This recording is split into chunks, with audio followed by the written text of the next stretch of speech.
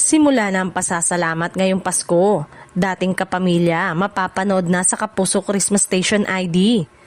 Unti-unti nang nararamdaman ang Paskong Pinoy dahil ilang araw na lang ay ilo-launch na ng ABS-CBN ang 2025 Christmas Station ID, ang taon ng tradisyon ng Family is Love na nagdudulot ng saya at pag-asa sa mga manonood.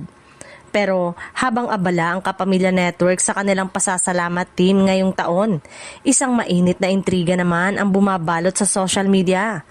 Ayon sa mga Marites Online, isang aktres na matagal ng parte ng Kapamilya Network ang umano'y makikita sa GMA Christmas Station ID ngayong taon. Isa umano siya sa mga pinakaminamahal na mukha ng Kapamilya Christmas ID noon, kilala sa pagiging sweet at isa sa mga hinihintay ng mga kapamilya viewers. Pero nitong mga nakaraang buwan ay napansin ng fans ang kanyang katahimikan sa mga kapamilya event at kawalan sa ilang network gatherings.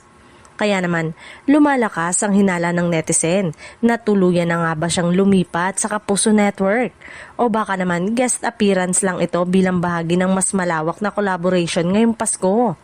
Sa ngayon, pareho ng trending ang hashtag ABS-CBN Christmas Station ID 2025 at hashtag GMA Christmas Station ID 2025.